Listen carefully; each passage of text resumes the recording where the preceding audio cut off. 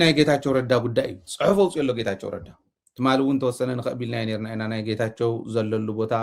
ዝብለ ዝነበረ ገለ ጌታቸው ጽሑፍ ወጽኡ ኣሎ እቲ ጽሑፉ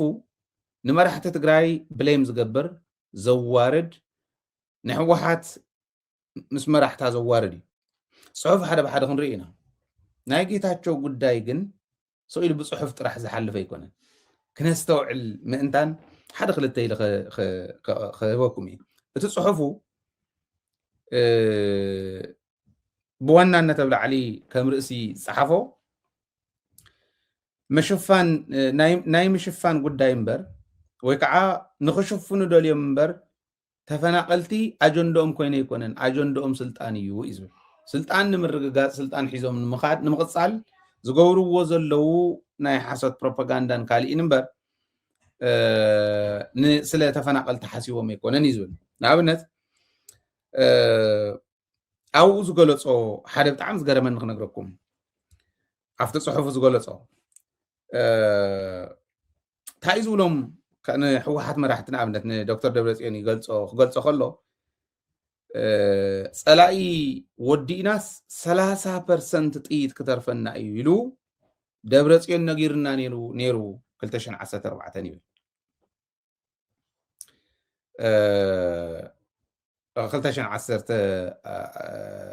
2013 ማለት ሕዚ ጥይት ኣለና ኢሉ ንግምግም ነርና ኢሉ ትገምጋም ናይ ሽዑ ዝነበረ እንዲ ሪኢኹም ሕጂ እውን ልቢ በሉ መራሕቲ ትግራይ ሓበሬታት ተካፍልዎ ሚስጥራዊ ሓበሬታት ተካፍልዎ መን እዩ ተኣማኒ ብተልእኾ ዝተመኮረ ጥራሕ እንተዘይኮይኑ ናይ ዓዲ ምሽጥር ጌታቸው ተዋሂብዎ እንተዝኾን ከምዚኣ ገይሩ ይኸውፀን ነይሩ ማለት እዩ ናይ ሓቂ ልዲ ደብረጽዮን ኣይበለን ኣይፈልጥን ብርግጽ እውን ድሮናት ተዘይመፃ በዓል ዩናይትድ ዓረብ ኤሚሬትስ ተዘይኣታ በዓል ኤርትራ ተዘይኣታ ናይ ኢትዮጵያ ጉዳይ ናይ ሰሙን ጉዳይ እዩ እዚ ተፈለጠ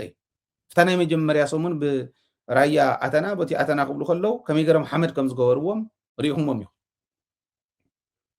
እዚ ወዲሲ ግን ካልእ ሚስጥር ናይ ትግራይ ፈሊጡ እንተዝኾን እንታይ እዩ ክገብር ነይሩ ሕሰብዎ ገምጊምና ከፊልናስ ይብል ሓላፊ ኮይኑ ስራሕ ፈጻሚ ናይ ሕወሓት ኮይኑስ ተኣሚኑ ከፊሉ ዝገምገሞ ገምጋሚ ይዛረብ ዘሎ እዚ ይዛረብ ዘሎ ልቢ በል ትግራዋይ ልቢ በሉ መራሕቲ ትግራይ ከይትሳሓቱ ሕዝውን ስለ ፀላእ ወዲና 30% ጥይት ክተርፈና ኢሉስ ደብረጽዮን ነጊርና ይብል መን እዩ ጭንጭሩ ረጊፅዎ እዚ ሕዚ ክዛረብ መን ይኣምኖ ነዚ ሰብ እዚ ሕዚ መፅኡ ናብ ትግራይ ሲ መራሒ ናይ ስምረት ትበሃል ፓርቲ እዩ ፓርቲ እንተኮይና እዚ ወዲ እዚስ ናብ ትግራይ ከኣትየ እዩ ዝብል ዘሎ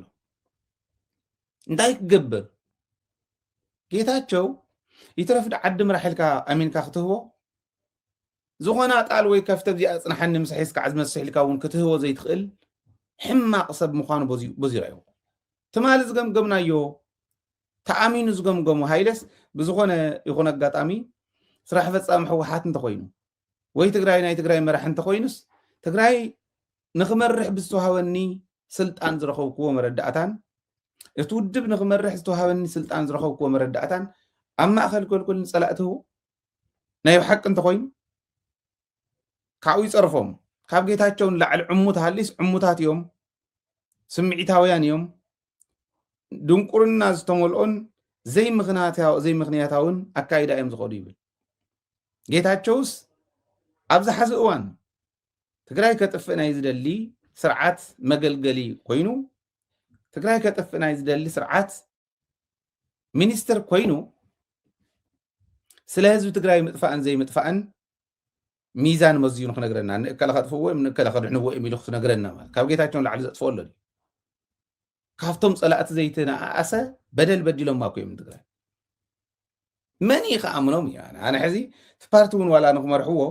ከመይ ገረም እዮም ክእመኑ መን ይኸኣምኖም ብጣዕሚ ዘተሓሳስብ ደብረጽዮን ኣብ ሓንቲ ዝተረገመት መዓልቲ ናብ ማእገር ትግራይ ዝመፀ ሸኽሚ ርግማን ናይ ትግራይ እዩ ዝብል ደብረጽዮን ጎደሎ ከልዎ ክእል እዩ ኣለዎ የብሉን ኣይኮነን ዝብሎ ወይ የብሉን ኣይኮነን ዝብሎ መርገም እንተሃልዩ ትግራይ ግን ኣነ ኣብ ዝኾነ ይኹን እዋን ዘይናስሓሉ ኢለ ገሊፀልኩም ይቅድመ ሕዚ ንትግራይ መርገም እንተኮይኑ ጌታቸው እዩ ንትግራይ መርገም እንተኮይኑ ጻድቃኒ أنا ኣብ ታሪክ ትግራይ ብጣዕሚ ከም ሓደ ትግራዋይ ብጣዕሚ ዝሓዝነሉ ብጣዕሚ ዝናሰሓሉ ጉዳይ እንተሃልዩ ጌታቸው ዝበሃል ሰብ ንትግራይ መምርሒ እዩ በረኸት ስምዖን ሓደ ግዜ ይገልጽ ነይሩ ሃይለ ማርያም ደሳለኝ ንኢትዮጵያ ብምምርሑ ከምዚ ዝበለ ውዳቕ ሰብ ንኢትዮጵያ ብምምርሑ በጣም ይቆጨኛል እዩ ኣመጻጽኦም እንዲም ፀይቆም ይወደቅ በዓል ሃይለ ማርያም ክመጽእ ከሎ ኤኒዌይ ጌታቸው ዝይብል ማለት እዩ ርግማን እዩ ይብሎ ንደብረጽዮን ዓቕሚ ጎደሎ ክህልዎ ይኽእል እዩ ካብ ጌታቸው ንታሕቲ ግን ኣይኮነን ናይ ባዕሉ ሕማቕ ክህልዎ ይኽእል እዩ ካብ ጌታቸው ንላዕሊ ሕማቕ ግን ኣይኮነን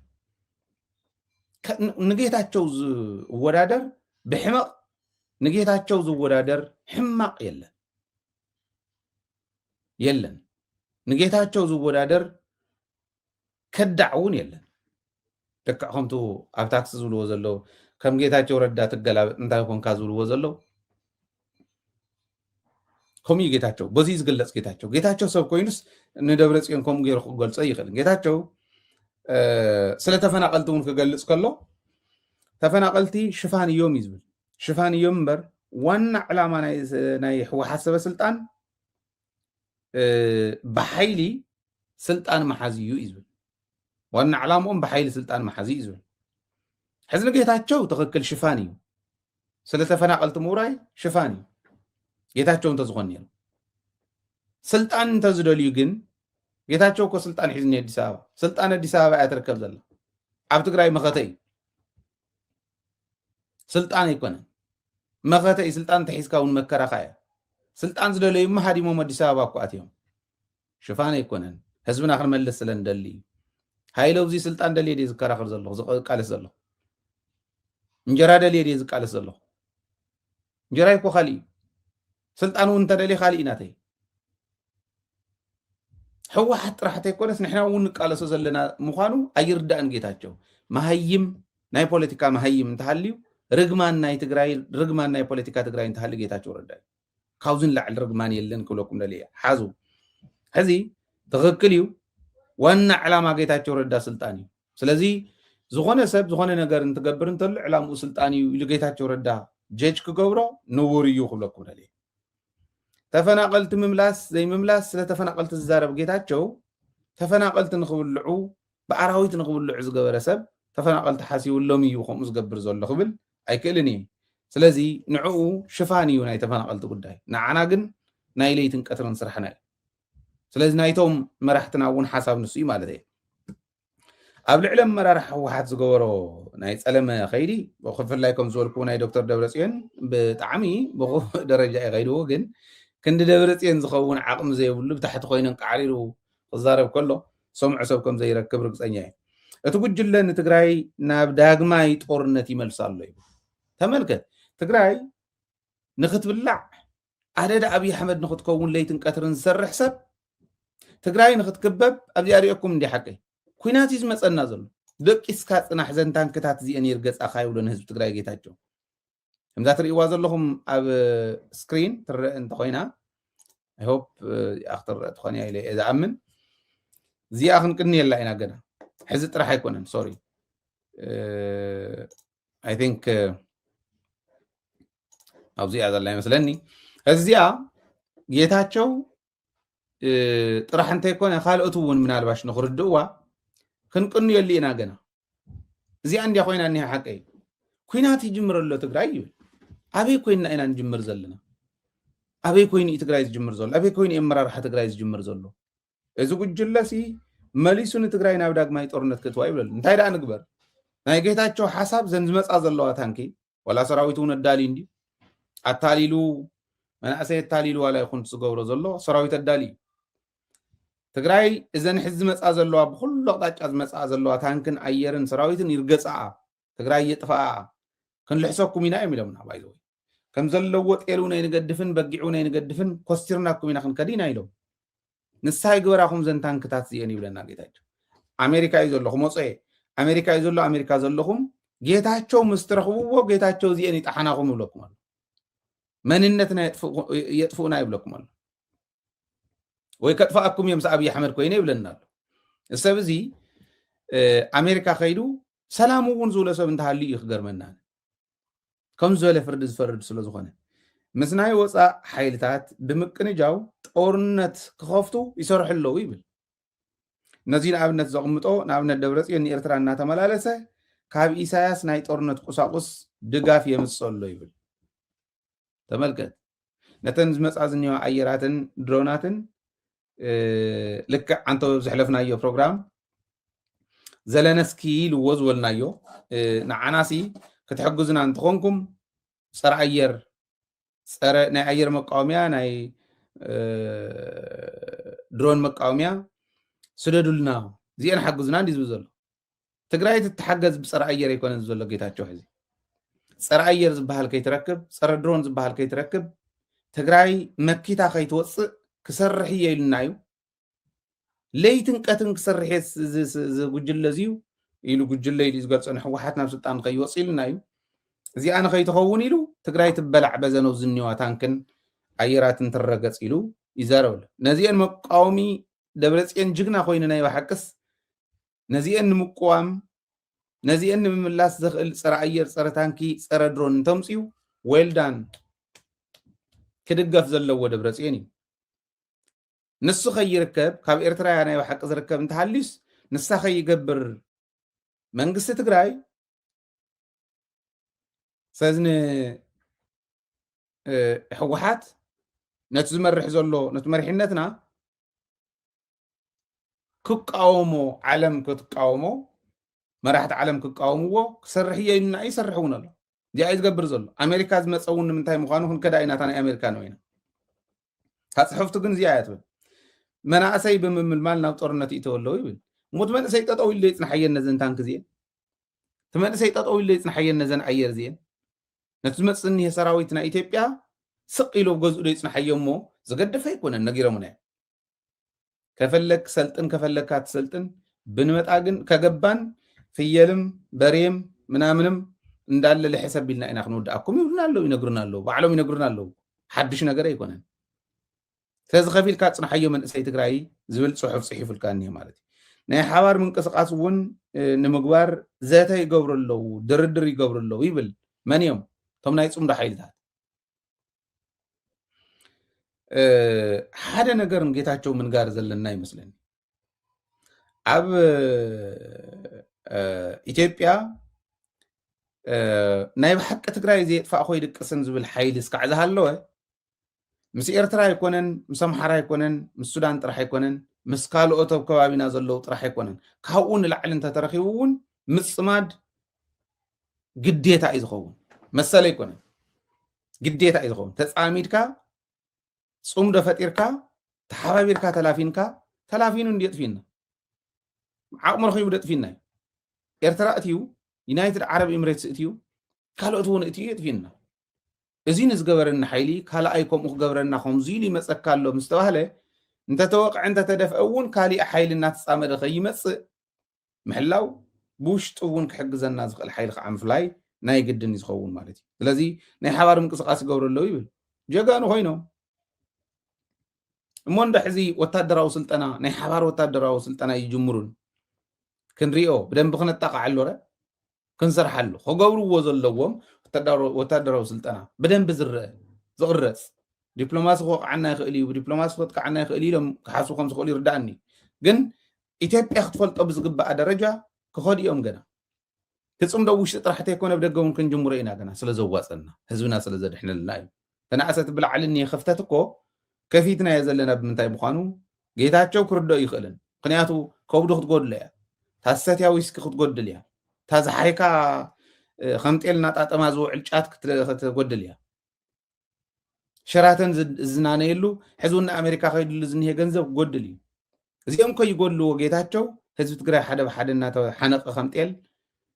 ብገመድ እናተጎተተ ክቕተል ጌታቸው ክፈርደሉ ይኽእልን ብሂወት እንዳሃለና ኢትናና ስለዚ ዕላምኦም ስልጣን ብሓይሊ ምምላስ እዩ ኢሉ ምስ መን እዮም ብሓይሊ ስልጣን ክደራደሩ ኦረዲ ተመረፀ መንግስቲ እኮ እዩ ተኣትዩ ዝኒሄ ተፈተወ ተፀልአ መጀመርያ ዝተመካሐሉ ህዝቢ ትግራይ ሰሪሕ እዩ መንግስትና ይመለስ ኢሉ መንግስቱ መሊስ እዩ ትፈልጥዎ ዘለኹም ስሩ ሲሉ እከለ ስለተመለሰ ይኮነን ኣብቲ መረፃ ክንከደለና ተመረፀ መንግስቲ ከመሓደረና ኣለዎ ቀፃሊ እውን ዝሓለፋና ግዜ ክንተኻኸእነ ኣለና እቲ ናይ መረፃ ሓሊፍና ዘሎ ተፈተወ ተፀልአ ግን ፈኸራና ፍከራ ይኮነ ኦፍኮርስ ጭርሖና እንታይ ነይሩ ቃልስና መንግስትና ይመለስ መሰል ዓርሰ ውሳኔና ይከበር እዩ ነይሩ እንታይ ፈተው ብሓይሊ በፍንጮም ኣኽቢርና ኢና ደብረፅዮን ዝብሎ ዝነበረፍቱ ኣብ መድረኻት ፍቲ እዋን ናይ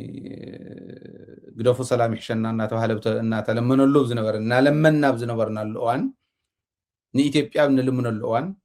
መንግስትን ህዝብን መንግስትን ትግራይ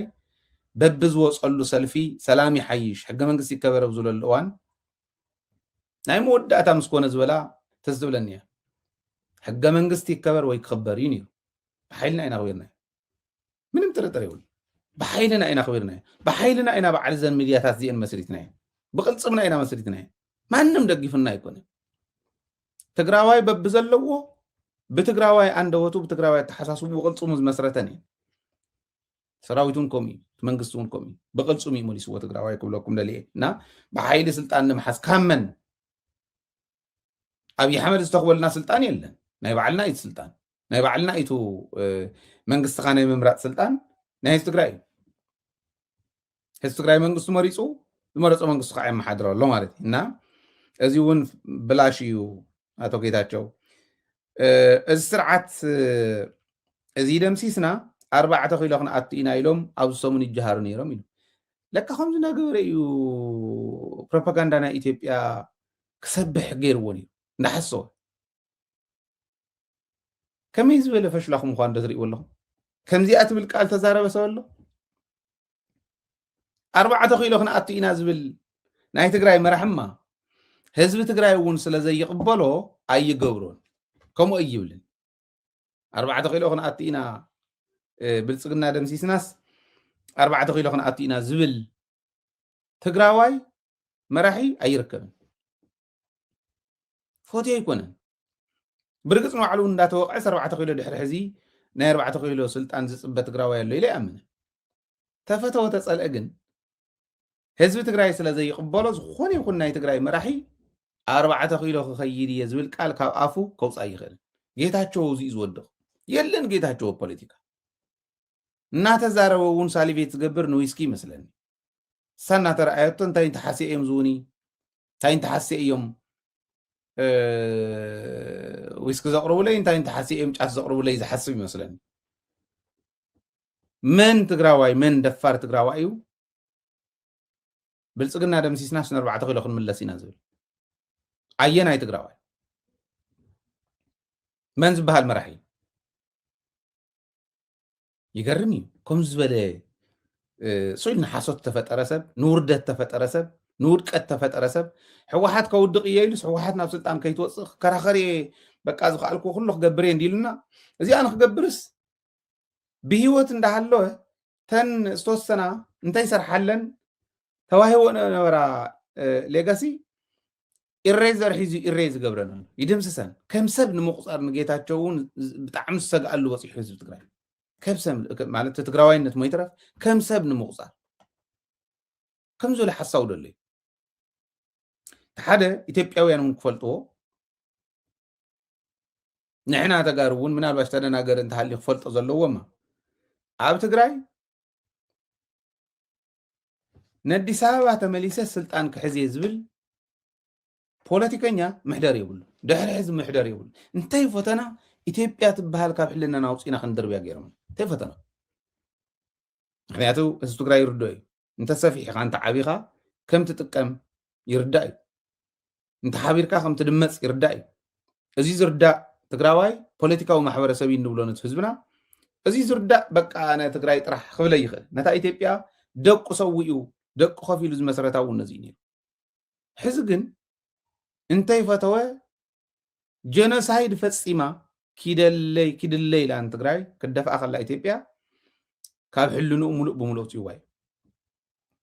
እዚ ክሕስቡ ከለውስ ከምኡ እንተዘይብሉ ይሓይሽ ኣነ ምኽረይ ነቶም ሓሰውቲ ተሎ ሓሰት እውን ከምሕር ኣሎ